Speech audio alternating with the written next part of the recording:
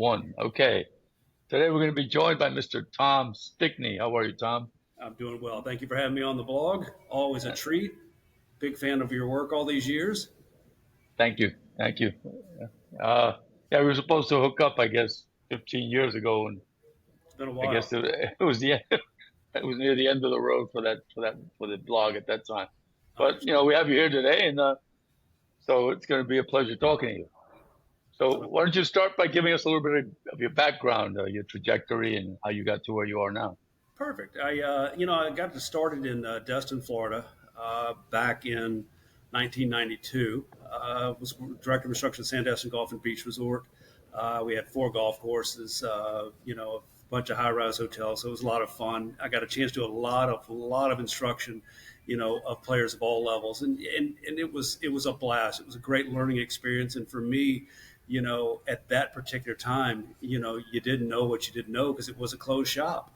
So for us, it was just kind of a lab and experimentation. So I appreciate all those people at Sandestin that let me kind of experiment on their golf swings back in the day before I really knew a lot of what was going on. But so it was a lot of fun. So I did that for 7 years. Then 9/11 hit, believe it or not, and then I ended up going down to Naples, Florida. Started splitting my time between Naples and Vail, Colorado, at the Club at Cordillera out in Vail. Did that for a couple of years, and then got tired of the drive down to Florida and back. So I started splitting my time between Vail and Palm Desert, going to Bighorn in Palm Desert, California. So I did that for many years, and then started doing Park City as well. So it's been fun. And then I took a little hiatus and went over to Port of Vallarta, Mexico for 5 years and taught at the Four Seasons Punta Mita, and kind of just decided to take a little break after 15 years of peak seasons. I needed a little bit of a break on the instructional side, so I went to Mexico and had a blast. And now I'm here in Jupiter, Florida, at Jonathan's Landing, and this is where I'm going to stay. I'm stuck in a good way. This is Okay. definitely where I wanted to be, where I wanted to retire, and so life is pretty good here in the Gulf Well, Mecca. that's good to hear. Now, how is that? Well, you were at kind of you started at Destin. That was a couple of golf courses, Hmm. residents, right? People that lived there, and I Right. imagine were members of the course or whatever, and you were catering to them, right? Does that sound Yes, sir. like it? So then you go to, and you have that gig between Colorado and Jupiter or Fort Naples. Lauderdale, Naples, and you're teaching that way. And then all of a sudden you go to a resort course. So now you got one-offs, right? Does that sound right? Yeah, and it's funny because teaching at a country club is radically different than teaching at a resort. Yeah. Because like you said, you have the one and dones, and so people are sometimes you don't go as deep as you'd like to, and then when the country clubs, you have more of the long term clientele. It's funny. I think everybody in the business kind of in the instructional business gravitates towards what they're best at, and I always found that for me, I enjoyed understanding what the person did on the short term, and the long term. I enjoyed the relationship of growing that particular golf swing, and that I wasn't as big of a fan of the onesies and twosies at the resort side. But it's not to say that that's the wrong way to do it. There's guys that have made their whole living in the resort. For me, I enjoyed more the interaction and getting to know the clientele, and becoming friends with them, as in addition to helping them with their golf game. So that for me was a little bit more. I didn't like the anonymity of the resort side quite as much. Yeah. I mean, I go to Casa de Campo. Robert Brightel is over there. He's a good guy, and he's. I could see. I mean, I could. I'd like his job. Resort. You get accommodation, world class accommodations, right? And Right. you're part of the whole environment. So, Oh, there's some upside to it. There's definitely yeah, some yeah. So upside it to it. depends on depends on the pool. If you're like a hardcore teacher and you wanna, then that might not be the right, it might not be the right fit. That's why. Exactly. And the 5 years I spent in Mexico was great. I mean, we had great facilities, and we had, wonderful, wonderful academy, and really grew the instructional program. But like you said, it's it's a little bit different when you're not seeing the same regular people all the time. You can't really grow the people like you'd like to, Yeah. and but it is what it is, and it gives you a different style of teaching. And certainly needed that after I needed a break, but it was Okay. good, a lot of fun. So, so what would you say? Who would you say have been your major influences? So you started in Destin, as you said, and you kind of said you weren't quite uh, up to Oh, I didn't know speed any of at that point. Yeah, that's like everybody else wishing they could refund their money to the people from that. Oh, I feel to the so bad. original people. They There's a Right, guy right now that I remember his name. I'll never forget. It was Gordon Kirkwood. He came in as about a 15 handicap, and I think he left as about a 40 handicap. I took him from a 15 to a 40 in about 23 minutes. So that was my greatest thing. But I tell you what, so Gordon, if you're ever out there listening, you've got a free lesson anytime you want to come by. I get you promise back you I down. know a little bit more now than I did back then. Get you back down to a 15. Huh? Yeah, exactly. Poor guy. Probably quit the game after I got a hold of him. Yeah, But no, yeah. it was fun. My major influences. I got a chance to be introduced to the golfing machine by a gentleman by the name of Charlie Long out of Memphis. And he introduced me to the golfing machine and had a lot of fun really going through the book and understanding a lot of the biomechanics and a lot of the detailed stuff. And anybody that knows a little bit about Homer's work understands that it's just an encyclopedia of motion. It's not a system. It just shows you, it catalogs motion and says, if Furyk comes in and Bobby Jones comes in and Matt Kuchar comes in, boom, boom, boom, you can teach them in their own way. So I got a chance to do that. And then from there, it blossomed into 3D motion analysis, force plates, and four camera video, digital video. And, I had pressure plates back before they were. I mean, they must have had like 4 sensors in there because you'd get about every third swing and a rudimentary club path analyzer. So it was fun. But that was always my biggest draw was the golfing machine. And then I got into Morad with O'Grady and spent some time with that. Spent actually 4 or 5 days with him out west in California. It was pretty interesting deal there to listen to not only his theories but his to watching him actually perform it in real life, right and left handed was pretty impressive. It's just a shame that he's just a little out there. Eccentric. It's a great word. Yeah, Eccentric. you kind of wonder what he could have given to the golf world had he been a little bit more amenable to dealing with personalities. But he just, like everybody, you're on his good list for a while, and then you're on his bad list. And like everybody, I'm on his bad list. Well, that's a shame, as you know, and it is a shame because he's developed a bunch of stuff. I mean, even this P system, right? That's his. Oh, unbelievable. That's his. And I had a video back on the old blog of Jim Petrolia going through this P system, and this was like this novel P1, P2, P3, Yeah. and then now everybody used it to describe the golf swing, and it was like that in and of itself is a major contribution, and Oh, it'll no probably go question. down, and nobody will even know where it came from. you Well, know, Homer had 12 sections of the golf swing, and I think that's kind of where but he teamed it as address, impact fix, takeaway, things like that. But it was confusing, and like you said, if we go P2, everybody knows where P2 is, right? as opposed to when I say take it to belt high, you're kind of like, Yeah, it could is be that it? belt high could mean something different than everybody else. Yeah, exactly. So yeah, I mean, his contributions were amazing and are amazing. I mean, you kind of wonder what would have happened had he been born 20 years later, and really developed that stuff right. If he'd have started to hit his stride right now with all the technology that we have, with 3D motion analysis and force plates and all the wonderful accoutrements that we have, now with AI, and it's could have been, earth shattering, but you never know. But that's kind of like, I mean, without Homer Kelly, there would be no Morad. No question. So it's like the same could be said. What if Homer Kelly had all that stuff available? Like I asked Greg, I said, "What do you think Homer Kelly would have?" Boy, he would have been Oh, he would. happier than he would. Oh my God! Now I can really. Exactly. Yeah, or I know. Stockman and Cobbs, with the search for the perfect swing, if they'd had it Yeah, overnight. exactly. calculated stops. Yeah, It's amazing what the older client or the older guys had put together without technology. I mean, yeah. look, I'd like to say that I'm a reasonably smart individual, but there's no way I could have come up with all that stuff without seeing it on camera, seeing it on force plates, seeing it on 3D motion analysis. I mean, I don't know how they did it, but kudos to them for being smarter than the rest. Oh yeah, you point that out, and the big when TrackMan was first coming out, first came out, and there was that big debate about the ball flight laws and PGA manual, and the path versus the face. Homer Right. had it. Homer had it right. Homer, Yeah. the golfing machine actually has it, 90% or 80% correct. Yeah. Ball's Written going to back in come out in the direction of the face. 1969.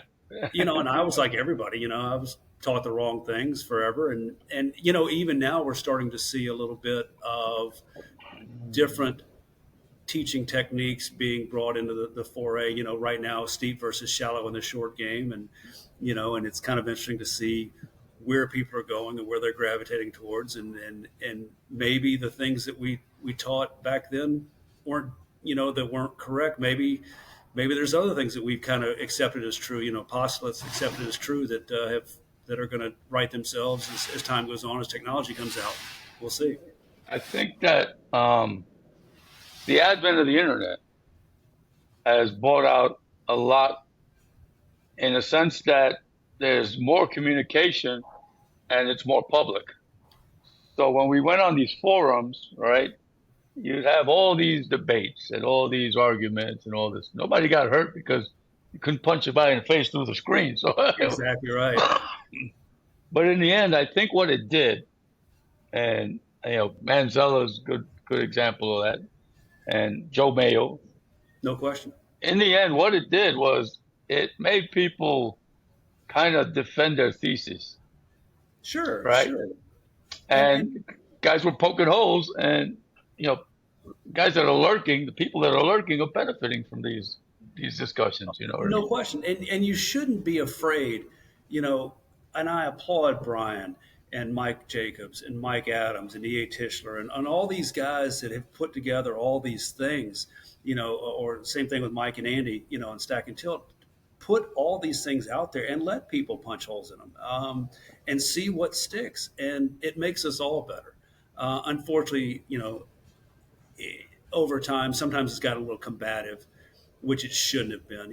Just because you have a different opinion than I do doesn't mean that I'm right, you're wrong, I'm right, or just, you know, unfortunately, it wasn't. Sometimes it hadn't been handled in the best situation. People get their feelings hurt and Yeah, they get a little wound up. But that's good.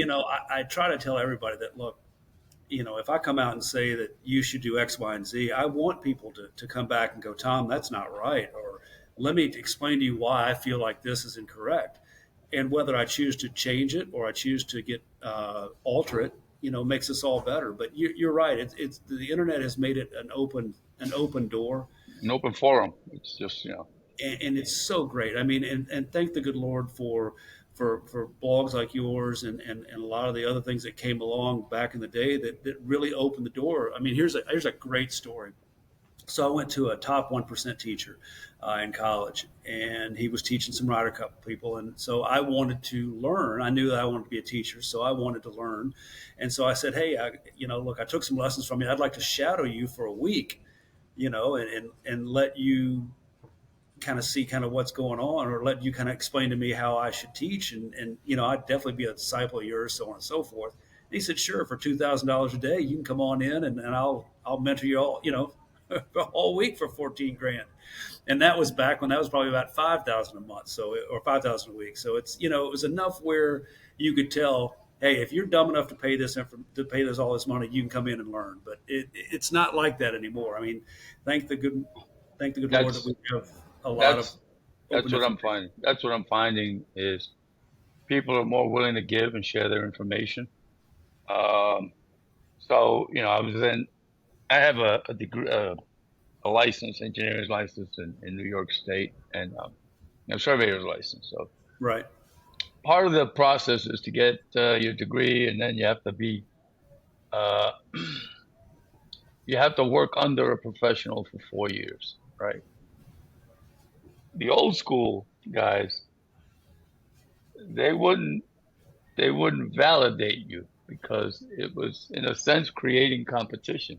Right. And it's kind of the same, that protectionism attitude is not conducive to anything good in the end, No, it because really is not. And I've always tried to be open and look, I'm the first person to, to admit that I don't know everything.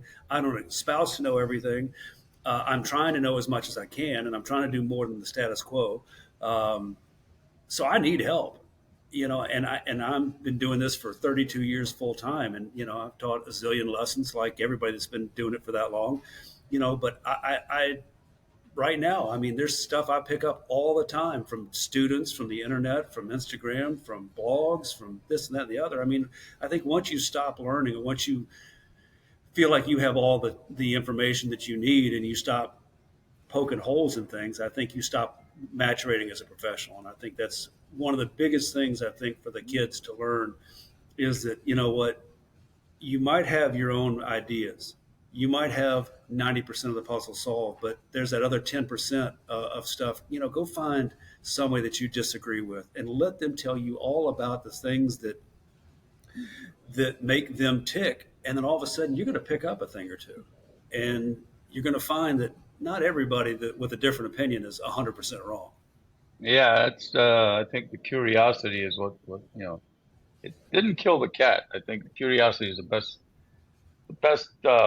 trait that anybody can have is to No question. and it's actually it's actually dangerous when you start to drink your own Kool-Aid. So the book there called Zero to One, what's his name? I can't think of it. The guy from Palantir, one of the PayPal Mafia guys wrote, and said if you want to go bankrupt quickly, just open a restaurant in San Francisco, which means that okay, well, everybody compliments you on your cooking, right? Right. You fall in love with your own recipe. You open a Sure. restaurant. You open a restaurant, and it doesn't. It's not Exactly. panning out the way you think. Why aren't people, And that's Well, kind yeah, of, you fall in exactly. love with your own recipe, and before you know it, you know, you're You're stuck in a in this catch abyss. 22. Yeah, And it's interesting because that gets us back down to the argument of swing models, teaching swing models versus not teaching swing models. Do you push everybody to the same thing, or do you try to teach everybody in their own way? And then how do we? TPI has come out and it said, look, you can teach them in a bunch of different ways, but you need to screen them so they can move, so you can understand what's going on. There's a lot of new technology out, like Pro Screen, that helps you to screen golfers and to help them to figure out what they can and can't do. But I wonder how many golfers went into some sort of model swing, physiologically not being able to do that. And it's not the method that was wrong; it was just the physiology.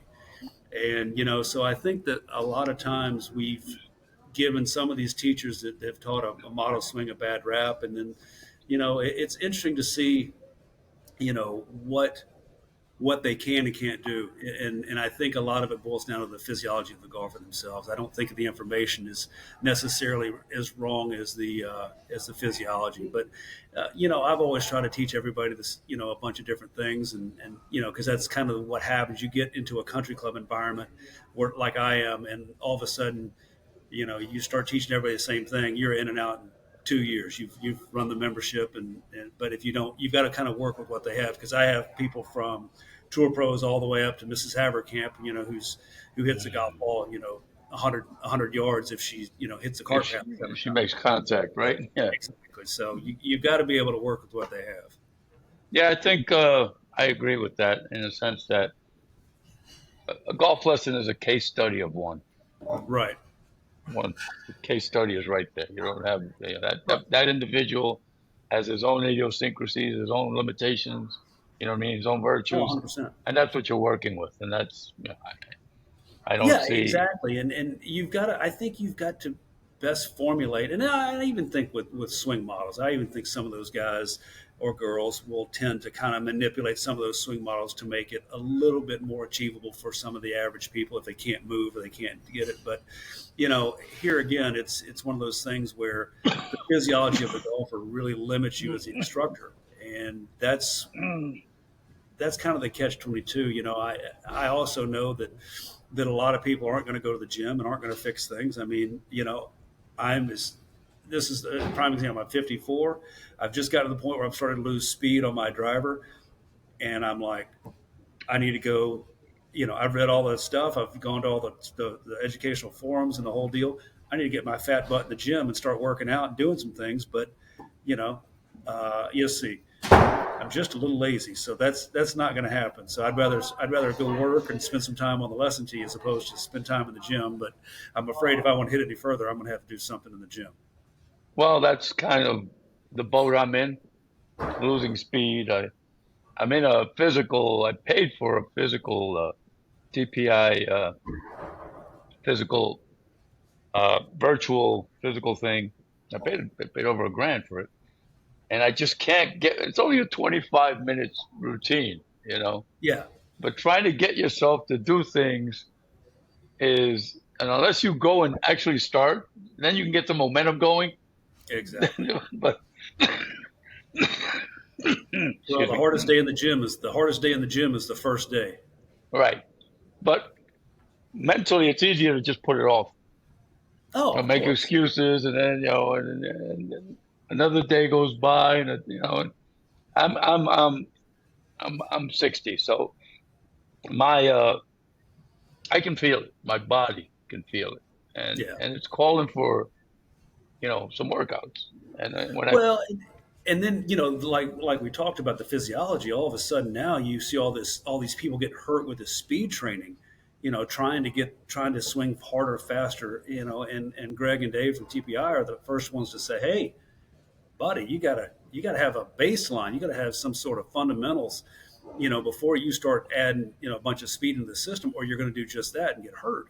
And it's funny because you see that it's funny. I mean, you see that with pickleball. This pickleball craze is everywhere in the private club world, and I'm sure Yeah, the tour club world as well. But all our members, they haven't done anything in forever. All of a sudden they just grab a racket and they start to go back and forth, start and stop and push and pull, and all of a sudden they blow out an Achilles or take out an ACL, and it's you can't. You've got to just do it in stages, as you well know. And the first stage is getting ourselves to the gym. So that's yeah. Stage one. that's on you and that's on me. We're going to have to get on the gym, be Yes, yeah, absolutely. I pioneers for the agree. cause. Yeah, yeah. So you've been like a perennial top 100 teacher for a long time. Been very lucky. Very lucky. Yeah. Was on the list for 15 years, starting in 2005. When I moved to Mexico for the 5 years, I was moved back onto the alumni category because obviously I'm not top 100 teachers in America. I wasn't in America. And now that I've come back, the new list is going to come back out, and hopefully they'll see that I'm Reconsider you. doing a little bit more than. But there's a lot of great teachers out there, and whether you have the list or on the list or off the list or this, that, the other, I think you should always strive to do the things to set yourself apart. Whether it's having a bunch of followers on Instagram or Facebook, or putting content out there on YouTube, or starting a blog, or whatever. I mean, anything you can do as an instructor to set yourself apart is what you need to do. And it's funny because I've gotten into social media and I've never fiddled with it before. And so I hired a social media company to kind of come in and take over and do all this stuff because I don't know the first thing about it. Hmm. Uh, and it's funny. There's just what I've noticed is just so much content out there. It's hard to set yourself apart. If all of a sudden, you see the guy that's I can't remember his name, but the guy with the craggly beard and the long hair, and he's Yeah, screaming. he's actually pretty good. Yeah, He's good to watch. but and He's got a stick. And you got, like you said, you got to have your stick, and the guys that have been doing it for a long, long time that have all the followers and things like that. You kudos to them for doing that, but you got to set yourself apart. And for me, I never wanted to teach tour pros. I never wanted to have multiple academies all over the country. Um, to me, the top 100 list was the end all be all for me because I growing up always saw that list in the magazine and I always said, oh my gosh, to be considered with Butch Harmon and Hank Haney and Jimmy Ballard and so on and Mike Adams and so on and so forth. All these guys that I just go, oh my gosh. I mean, they've forgotten more about golf than I know. And to be on that list and to actually be in those forums where you can actually talk to those people and it's so it was an amazing accomplishment back in the day, and it's still an amazing accomplishment today. And for me personally, I just it's what I strive to do. That really just yanks my chain. And I don't know why. I mean, other people are more It's interested in a, other things, but I just think that's the neatest thing to be recognized by your peers.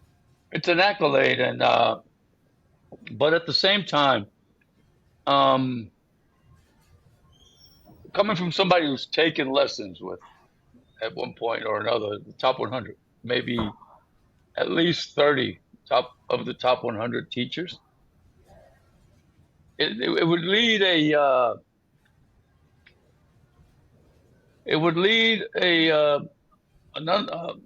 not a beginner, but a golfer away from what's probably right at arm's reach, a solution that's right at arm's reach towards this listing under the assumption that they're going to get better, or this guy is going to get them better quicker than the local guy, right? Well, I think a lot of it has to boil down to. I think a lot of that is the experience. Is it just says that these particular teachers, whether you're on best of state teachers to watch, I'm talking about all the lists, not just Yeah, yeah, top. yeah. I'm talking about all the lists that are out there. Um, have have tried to learn a little bit more and try to have a little bit more experience than most. Now that's not to Yeah, say that there's people that aren't on the list that aren't any good. Are you kidding me? There's a million great teachers in the world, and there's a million great teachers at a million different levels. I mean, I'll be the first to admit that you know. If you put Sean Foley and you put myself and you put us up against a tour pro, or teaching a tour pro, Sean's going to be better at it. He's had more experience in that realm than I have, exactly. and I have no problem with that. Would Sean be as good with Mrs. Haverkamp, who's can't get it airborne? I don't know. So even though there might be some people that are teaching that are not on the list, that doesn't mean that they can't teach. They don't know what they're doing. It just means that a lot of these lists recognize people that have been doing it for the long term and have really spent a lot of time trying to move themselves into a more educated position. Now, whether that's true or not, yes, there's politics and there's some other stuff that falls into that. But bottom line is, if when you look in the mirror, are you doing more than everybody else? Are you trying to learn, or are you drinking your own Kool-Aid, as you said? And if you're Yeah, drinking your own Kool-Aid, you need to stop and look around. reevaluate, right? Yeah, Exactly. that's it. Yeah. Well, there's guys that get results, right? For example, the stack and tilt camp, and Andy Plummer gets results with what he's Yeah. teaching. There are other guys that are diametrically opposed to stack and tilt, Right. and they're getting results, right? So, who's to say? Like I said, Yeah. that's I in my mean, opinion, but I think that's the big thing, getting results, and that's what they've talked about. The thing with Harmon, Butch Harmon. They said, well, he doesn't use technology, or he doesn't understand technology, or he doesn't do this, or he doesn't do this. Is back when he was teaching everybody, uh, and when TrackMan was first starting to make a kind of a big push and force plates and everything. It's all about results. that's all it's about. That's all it's about. I mean, I don't care if you tell somebody to hop up and down on one leg and scream and swing with one arm, and the guy plays better golf. And you've accomplished your goal. Yeah, and I think that if I was to interview Butch, I would bet that Butch is better at listening to the goals of the common person, of the common player, and really focusing in on, okay, what do you want to do? I want to hit it further, and then only focusing on things that make you hit it further, or hit it more left to right, or hit it more right to left, or whatever. And then, that's really the student's going to tell you what they want. Look, I mean, not every student wants a perfect golf swing. I had a prime example. This is the one of the greatest lessons I ever learned. I had a guy came in for a lesson, and all of a sudden he's making this weird swing, and he said, "Look, I need to carry it 100 yards." And I'm like, "Don't you want to shoot 72 or hit it 500 yards or whatever?" He goes, "No." He says, "I just need to carry it 100 yards because my kid plays golf. I got to get it past this little ditch on the first hole." And he said, "That's really all I care about doing." He says, "As long as I can carry it," he said, "I'm happy." And so instead of me going off on this huge mechanical tangent and trying to take this guy and do something that he didn't want, all he wanted to do is carry it 100 yards. And we tee the ball up. We had loft to his driver. We do X, Y, and Z. And all of a sudden, the guy's hitting 120 yards. He's happy as a clam. He got results. And got results because I listened. And a lot of times back in the early part of my career, I'd see somebody take a swing and off on a tangent, I would go, and say, "Okay, this is what we're going to do." Well, it might have been 100% opposite of what they wanted. Right, and that's kind of what, because it's about communication, right? That's the most important thing. Right. And you can have a teacher, and in my case, like I've had guys tell me something, right? And it didn't sink in, right? Right. Somewhere down the line, I start executing what they wanted me to. I Right. said, this is, yeah, but I told you that a year ago, but I just didn't sink in. You could say something, you and I could say the same thing, and you could snap your finger and do this, and it might sink in with him more.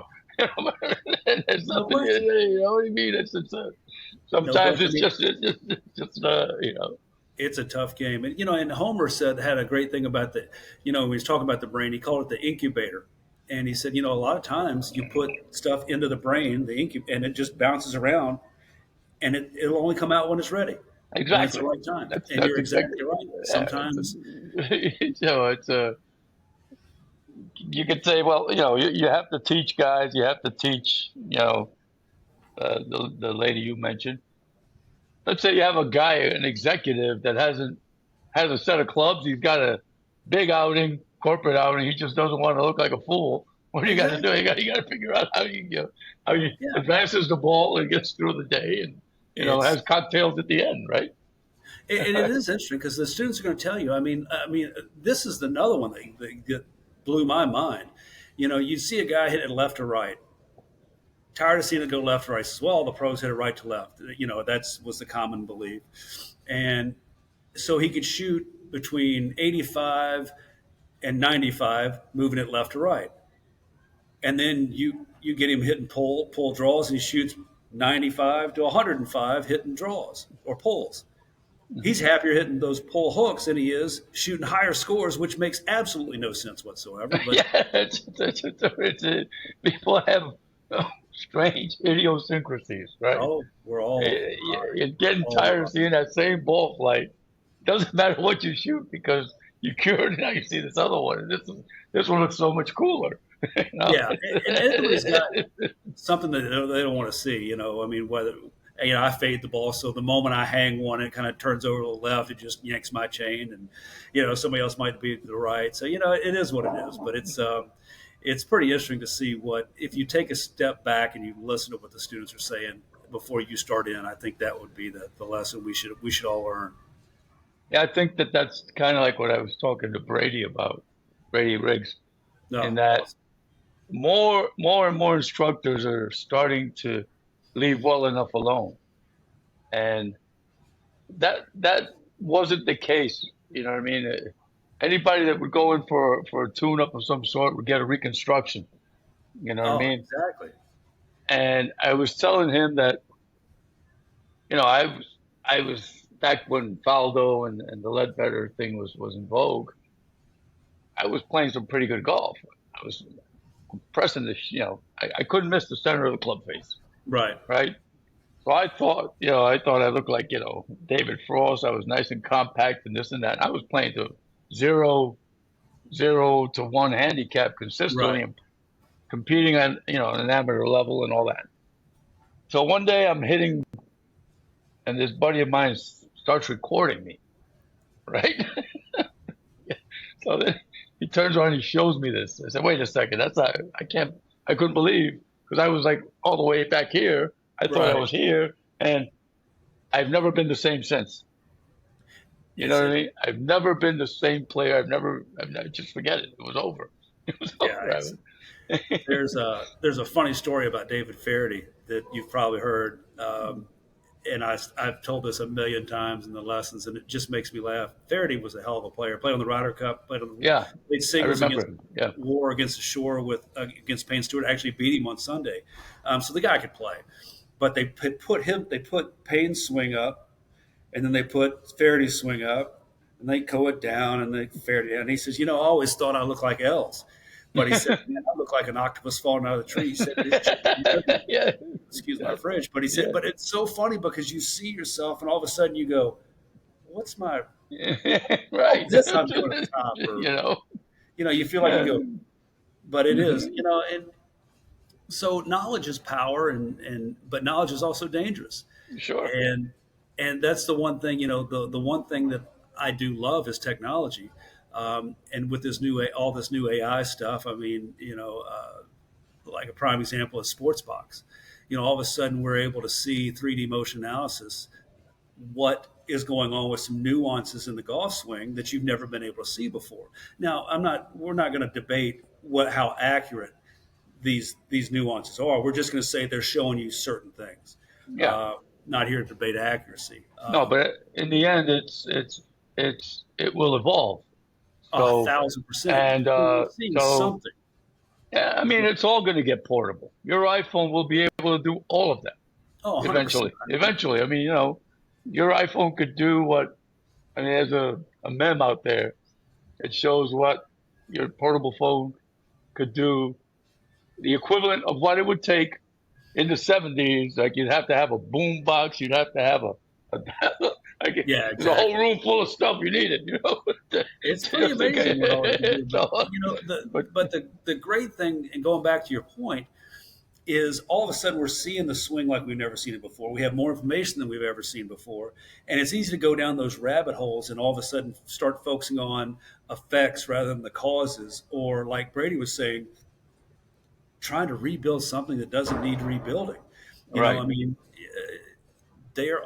you have your own DNA, you have your own idiosyncrasies, and you can't take those away. I mean, let's look at the most impressive example of an idiosyncrasy right now is Scotty Scheffler's footwork. Kudos to Randy Smith for having that kid since he's been, 12 years old or whatever when he started, and never really altering his footwork because that was his DNA, that was his fingerprint. right. And all of a sudden now you look at him now and you go, wow, that's pretty impressive. Where would Scotty have been had he gone off on a tangent and said, I have to have footwork like X, Y, and Z player? You Right. never know. You might not ever heard from the guy again. You could say that for a bunch of guys. I mean, Furyk, and if you go Yeah. through the history of golf, some of the best players have just, I was telling again, I was the same conversation with Brady on that, and that, I you look at some of these Australian, like the footwork. Norman had the Oh, slide. oh yeah. Peter Senior, a bunch of these Australian guys had it. Now they played cricket as kids, right? Right. So that's the way they were propelling and shifting, and it worked. I didn't, 100%. I didn't, Yeah. when And I saw Scotty, I didn't. Most people found it, because everybody's trying to again swing from models yeah. and make corrections, right? So when I was hitting the ball the best, this front foot, my hip would take my front foot, and back then we had steel spikes. Oh, yeah. So he had steel spikes. This front foot would go like this, make a, almost do a 180 Right. and leave this big hole in the tee box or wherever, right? And I thought there was something wrong with that, you Just how you're know? using the ground. I thought there was something wrong with that. So I kept trying to break it and finish with that foot stable. And I'm like, now you're looking at it, and everybody like this. They're actually teaching that, you know. Yeah, it is interesting, and this is where I go back to the kids. What's so amazing, and I wish I'd have been born almost 20 years later, just to see all this information because I'm such a golf swing geek. I mean, I love all that stuff. But to have these there's kids that I've run across in some of these PGM programs that haven't taught lesson one, but they know a ton about the golf swing because of what they've read and what they've seen online and what they've studied. And as far as what's the content that's out there is phenomenal, and it's so amazing. You go, golly, how good's this kid going to be as soon as he gets 10,000 hours on the lesson tee to just understand personalities and this situation, that situation. I mean, what took me years and years and years to learn is going to take them a fraction of that, and they're going to be much better than we ever thought about being. I'm just trying to keep up, with some of these kids. It's pretty amazing. You start listening to, you know, go down some of these things when they start talking about the physiology and all of a sudden some really deep swing theory. You're like, nuances of how the pinky's moving in the golf swing, and you go, God, I've never even thought about that. But it's amazing how with motion analysis and with 3D and force plates, and we're able to see everything now.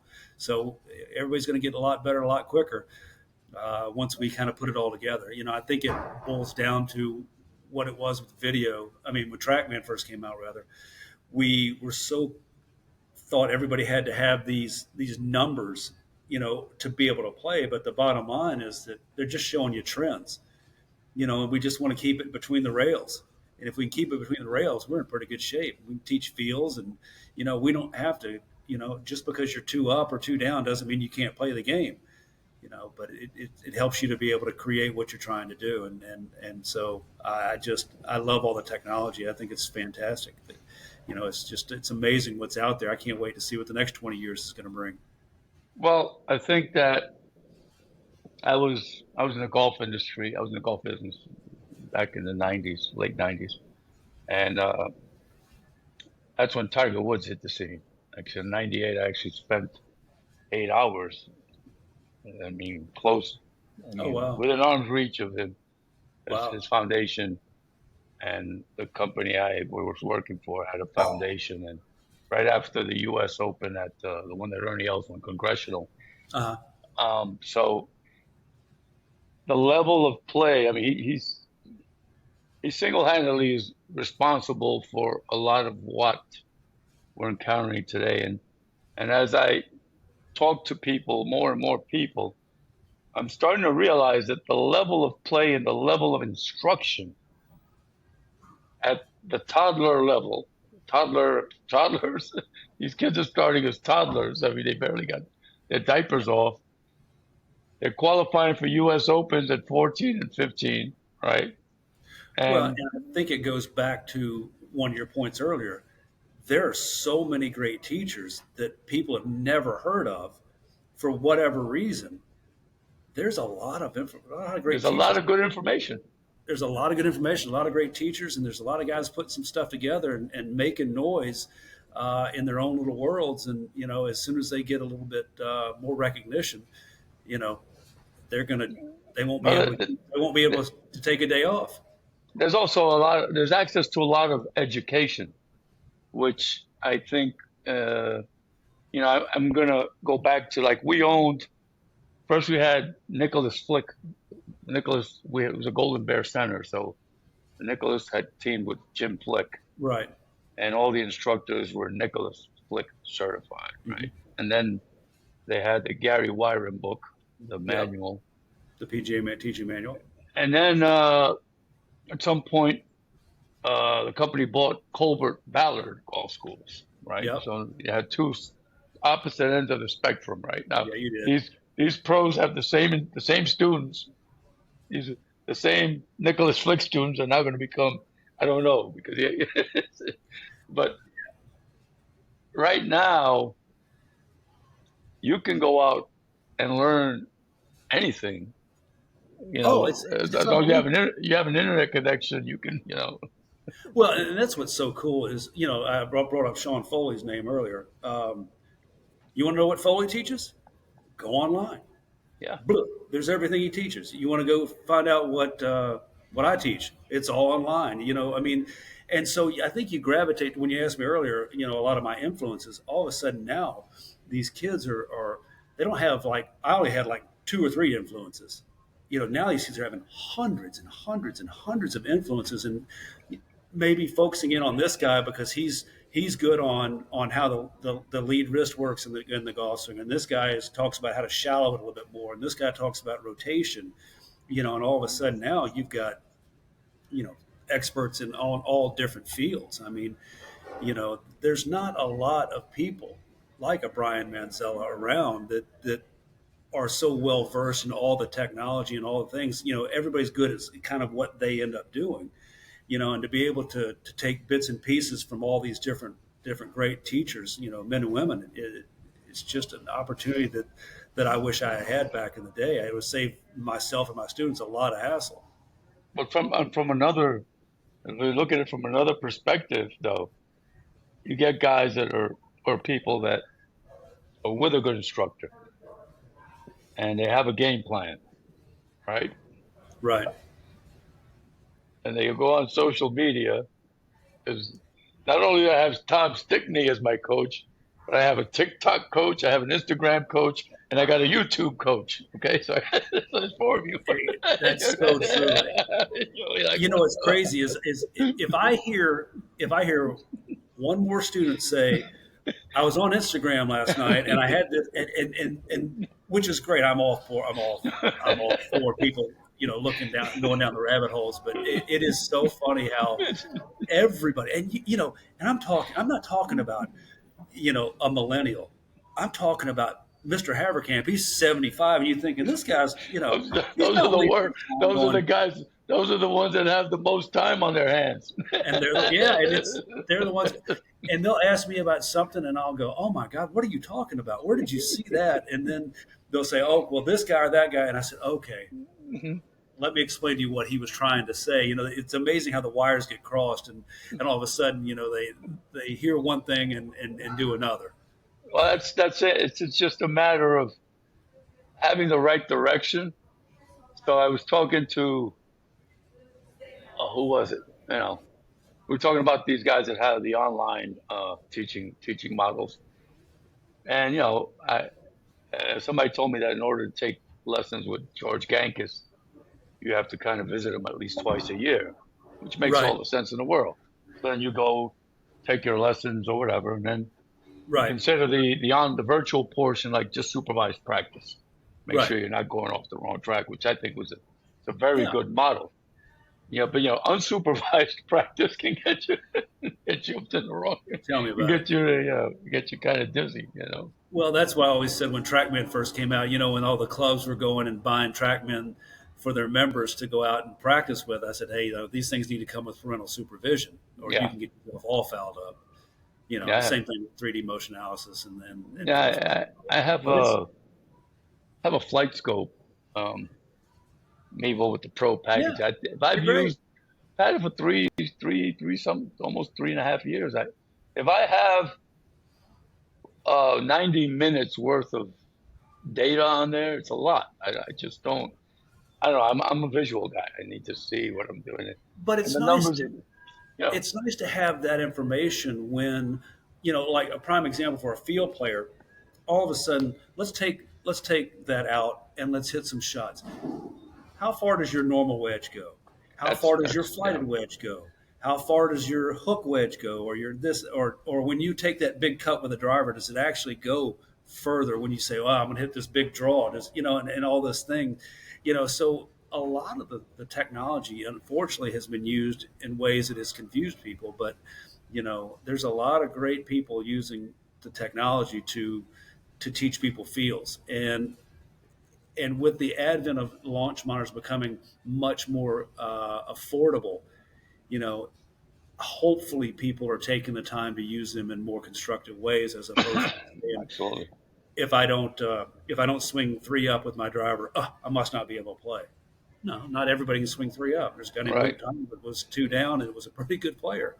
Well, to that point, yeah, I was talking about this club called Oceans 4 up here, and they bought TrackMan, and they put together a studio, and Mhm. the pro is telling me, hey, you want to get TrackMan? I said, let me tell you something. He says, what? What good is it if they're not hitting it on the center? It's a good point.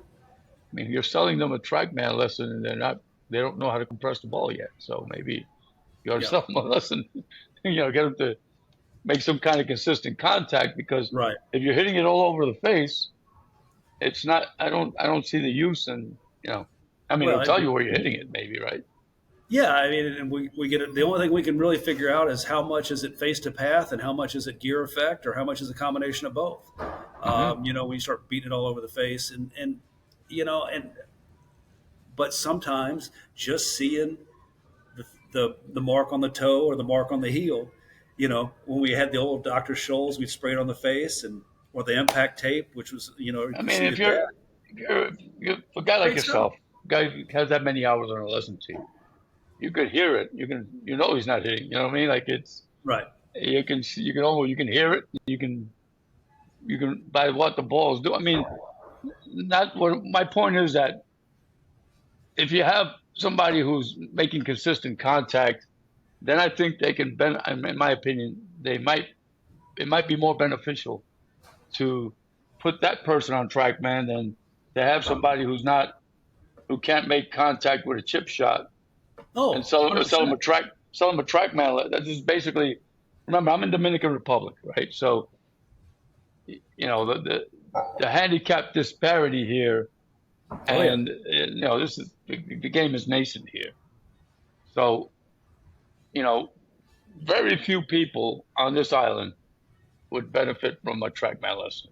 Oh, it's the same thing in Uh, Mexico. yeah, you know what I mean? Like yeah. Yeah, and it's like anything else. I mean, I love having all the technology for when I need it. That Hmm. doesn't mean that every time somebody walks in that I'm immediately going to wire them up into the gears suit and put them on all this stuff and inundate them with information. I mean, there's sometimes when, like you said, you know what? Let's do. Let's spray the face with Dr. Schultz. Go hit a couple chip Hmm. shots. Can you see if you can hit it right here? Can Yeah. you hit it right here? Can you hit it right here? Or Yeah. whatever, more than once in a round, in a chance.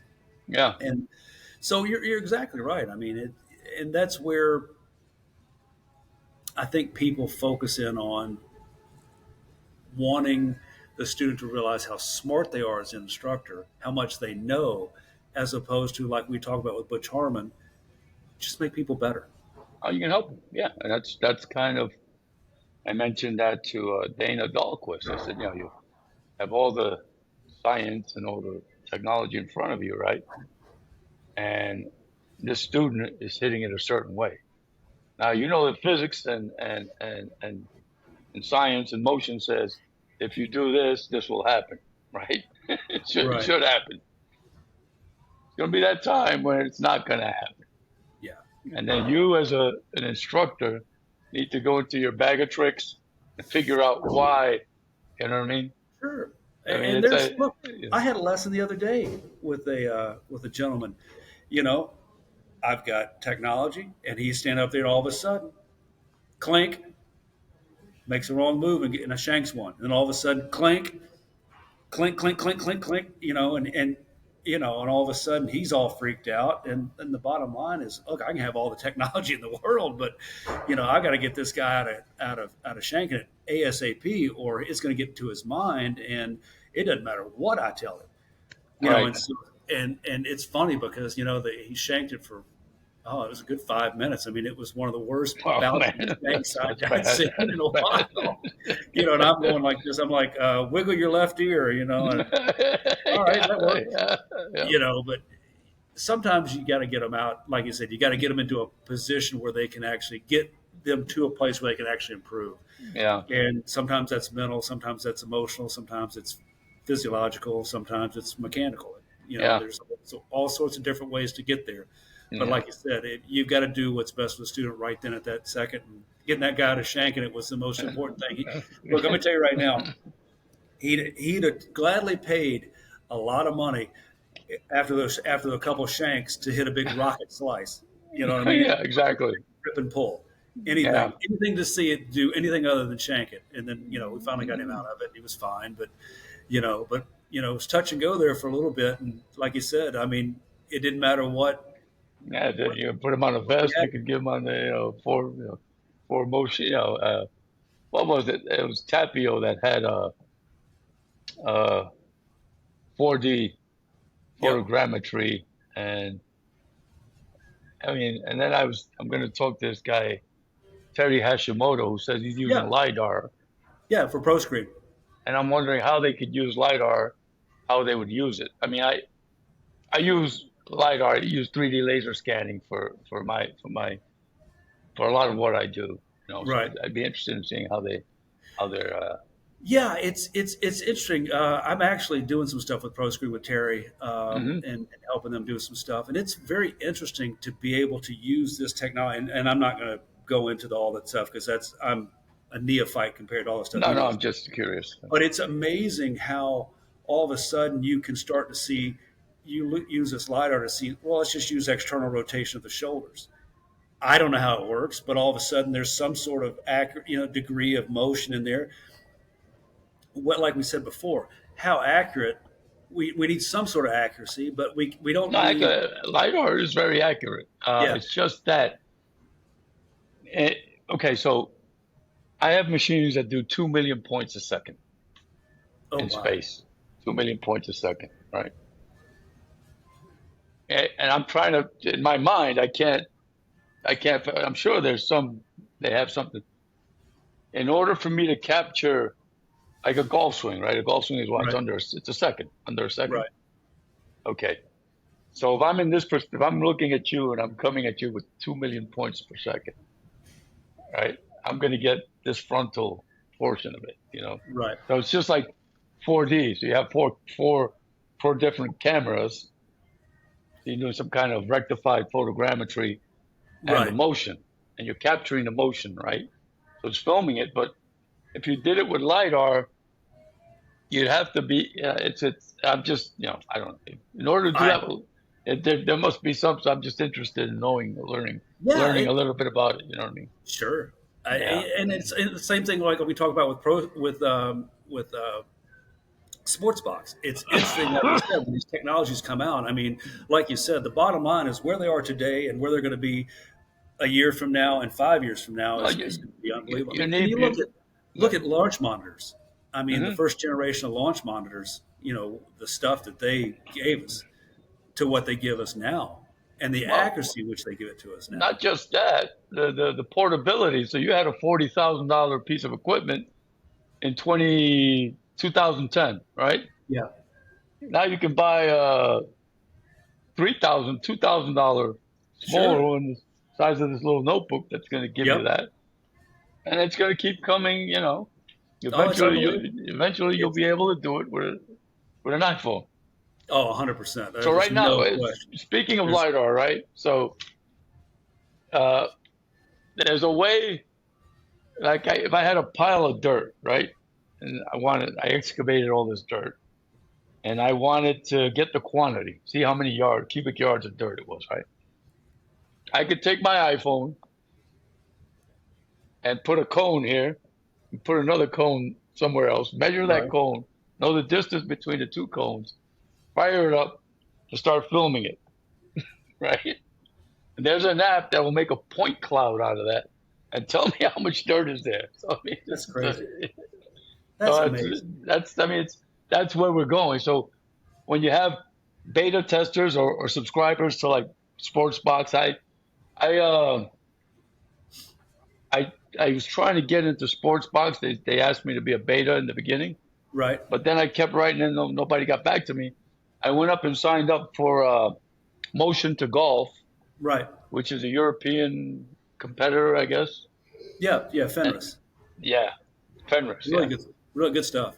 yeah, they're good guys. I guess it's the same, similar. Uh, but I haven't, just like the gym stuff, I haven't followed up with that either. I have it there and I paid for it, but I haven't used it. But my It's point, motion. Motion to Coach has got some good stuff. I mean, Kevin Noble from TrackMan just went over there. He's now their senior vice president of operations. So, he's going to bring a lot of credibility, a lot of noticeability to that company. And I've actually been on that system. That markerless system is really really cool. I mean, it is really neat. It's amazing. I was in the studio side of it, so like we said, there's just so much great technology coming out. I mean, and I've told everybody this since day one. Having anything is better than having nothing. Sure. And And like I, as long good. as you're moving forward and trying to get better, and don't take it as absolutes, and just kind of take it as kind of trends, and I think you'll be okay. Teach people feels with it and listen to what they say, and I think you'll be all right. Yeah, and again, it's only going to get better. It's only going to evolve. And as long as you have subscribers and beta testers and you have a department where people are saying, look, this is you need to add this or this isn't doing this or eventually it's going to get streamlined and it'll be Yeah, no question. right now I'm sure they're